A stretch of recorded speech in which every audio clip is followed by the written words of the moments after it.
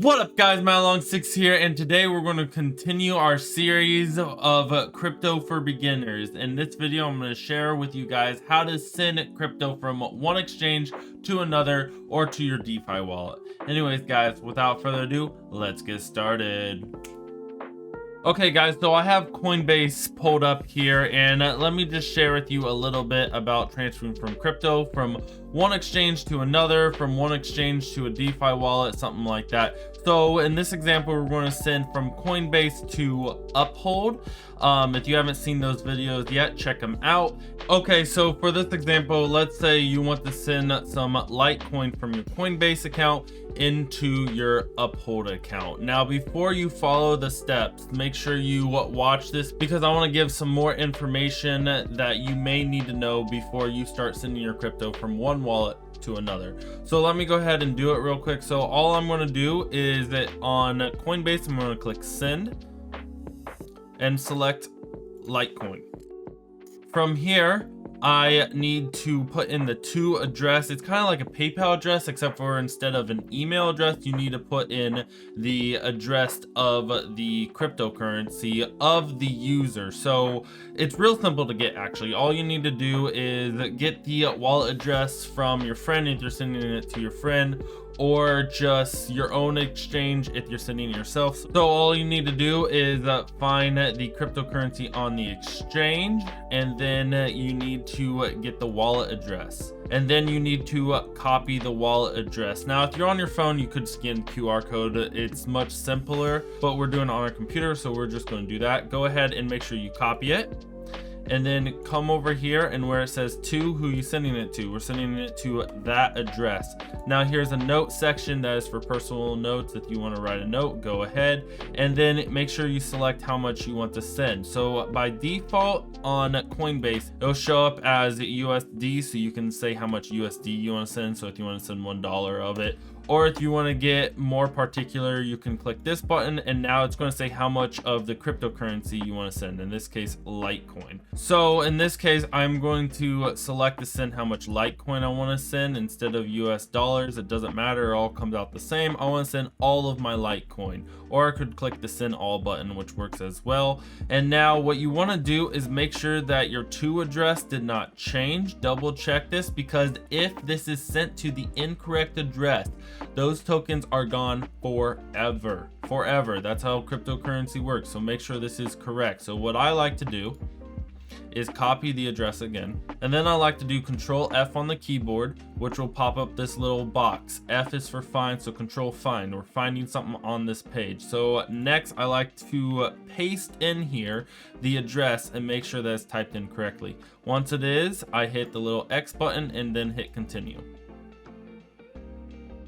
And then here it will show you how much the fees are. Here's the network fees. If you want to know what the fee is, because this doesn't make sense to you, real simple, just copy and paste this, go to CoinGecko, and then search for the cryptocurrency you're sending. And then right here, they'll have a conversion section for you. So you just copy and paste that right there, and it'll automatically show up. So the fee in this case is less than 1 cent, which is really cool. The other way you could do it is that you could take this number, the current fair market value, and multiply it by the fee, and it'll come up to this number as well. So now that we know the fee, we're going to send all this to our Uphold account. Now keep in mind that cryptocurrency does take some time to verify everything as it sends from one place to another. Think of this as maybe your mail carrier sending your package to somewhere else. It takes some time, or in this case, it's kind of like the processing of sending it digitally, but it's doing it more secure and make sure that everything's right. So it's still going to take its time, make sure that everything's good. If you want to know how long it takes for the cryptocurrency that you're sending, then just give it a quick Google search, like how long does this cryptocurrency take to transact, or something like that, and it should show you. I can tell you XRP is almost instantly, whereas Bitcoin can take anywhere from 10 minutes to an hour and a half. Now do keep in mind that these are only estimate times, as they could get delayed or be faster, mainly depending on how congested the blockchain is at the time with all of the transactions going on. All right, so now we have confirmed everything. We confirmed the address and we have checked the fee and we said, yeah, we're willing to pay that. Let's go ahead and hit send. Now, if you have two-factor authorization set up, you're going to need to type that in. All right, in this case, my transaction failed. Now, this is because if you notice on the bottom, my total said that I had to pay $9.78, and I only have $9.77 of Litecoin in my portfolio right now. And that's because of the fee. This is one of the most common mistakes that beginners get confused with when they're trying to send all their cryptocurrency to another exchange or wallet. So to fix this, it's actually really easy. Go ahead and send your cryptocurrency again. All right, so we have made sure that the address is right and everything. So now let's go ahead and hit continue. And now here comes the fee. Now you'll notice that it's $9.78. So what we need to do is actually subtract the fee amount from how much we want to actually send. So at this point, you have two options. You can either subtract the fee amount from how much you're going to send, and that'll give you a balance of 0, or just lower the amount you're going to send randomly, as long as you still have enough to pay the fee after you send everything over. So in this case, we're going to make sure I get exactly 0 left in my Coinbase account.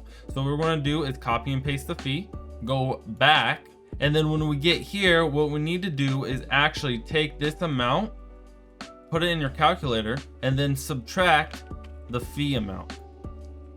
If you don't know how to get this little clipboard thing right here, then definitely check out this video. I find it very helpful on the computer. All right, so now that we did that calculation, here's our new number. Now remember that the fees could change because the fluctuation of prices is always changing, and Coinbase may be changing the fee as well. Just make sure that everything's even and fair for them on their side as well. So after you hit continue, make sure that the fee has not changed.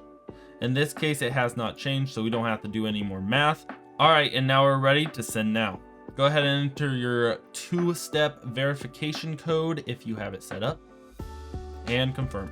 And there you have it. The transaction is now pending. Now remember what I said about how long it may take. In this case, for Litecoin, it's going to take about 30 minutes. So while we're waiting on that, let me share with you some quick tips. First tip I want to share with you is make sure that when you send it, you know which blockchain you're using to send it. So in this case, we're using Litecoin. If you go to Coinbase's help page and you search Litecoin,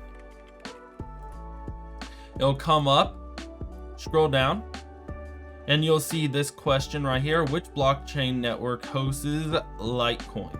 In this case, it is hosted by the Litecoin blockchain network, which is good. So this may come in effect if you're trying to send mainly to a DeFi wallet. Like, let's say you want to send DAI, which is a stable coin, and you want to send DAI from not Ethereum, which is what it's normally on, but you want to send it to the XDAI chain. Now, if you're not thinking about this, you may think, oh, I need DAI in my XDAI chain to pay for the transaction fees on the XDAI.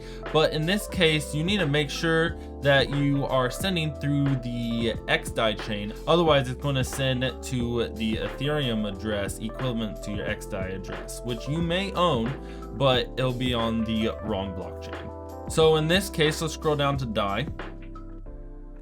Which blockchain network hosts DAI? In this case, Ethereum blockchain.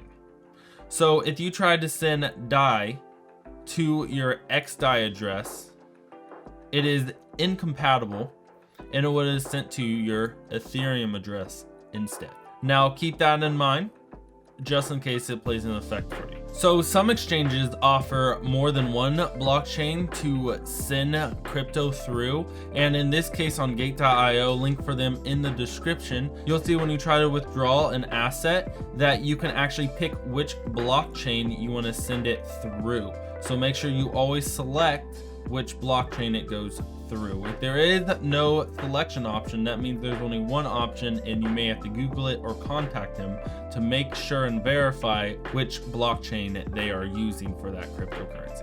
Also keep in mind that some cryptocurrencies such as XRP may have a tag. If this is the case, you need to make sure that you not only put in the XRP address, but also the tag. So on Uphold, you can see if I tried to receive an XRP, you would see my address here and also my destination tag. Make sure you put that tag in when you send it. If you do not, then you'll have to contact your exchange, and it may be a hassle in order to get your coins back. So what the tag is basically the exchange has one wallet per se, and then the tag is your tag, so that way they know who to credit once they receive those coins. Another thing you may want to keep in mind is that for Uphold and some other exchanges, they may have restrictions on what you can send and receive. So for Uphold, for example, you'll see that only tier 3 cryptocurrencies can be withdrawn and deposited, and this will be listed on their website somewhere. Check out this video if you want to link to this page. And some exchanges may not tell you, or they may have made a last minute change, and instead it may be grayed out, so you may not be able to deposit and withdraw, with the example of H&T in this case. Now, if you guys are curious to see what's going on behind the scenes on the blockchain, you're actually able to do that. In order to do that on Coinbase, you would need to go to the coin that you just transacted. Go ahead and click on the coin, click wallet, let it load, and you'll see this little yellow dot, and that means it is pending. Go ahead and click it, and then you should be able to click view transaction. And then from here, you'll be able to see what is happening. Now, different blockchains look different. So for example, here's the Ethereum blockchain. Here's the Polygon/Matic blockchain. And here is the XDAI blockchain, which has been rebranded the Gnosis chain. And this is the XRP blockchain. And here is the Helium blockchain.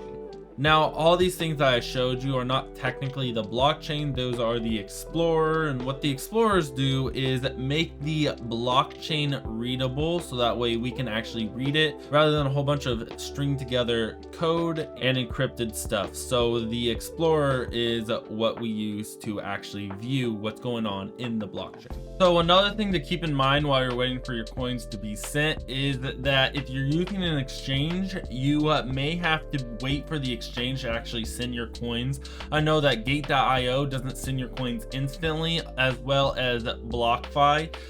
Typically what they're doing is waiting for the gas fees to lower before they send it, so that way the exchange can save some money. That, or a human has to verify the transaction if they don't have a robot set up, or a human has to manually send the coins over because they don't have automatic sending set up yet for their exchange or for that particular coin.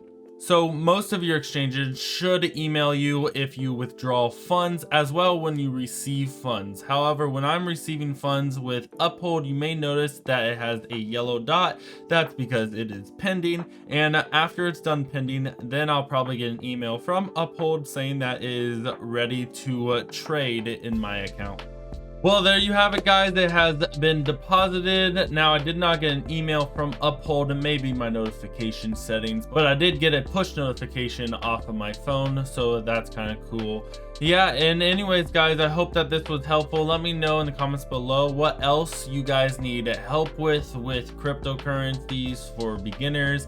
And as always, guys, thank you so much for watching this video, and stay safe, stay active, stay healthy. God bless. Peace.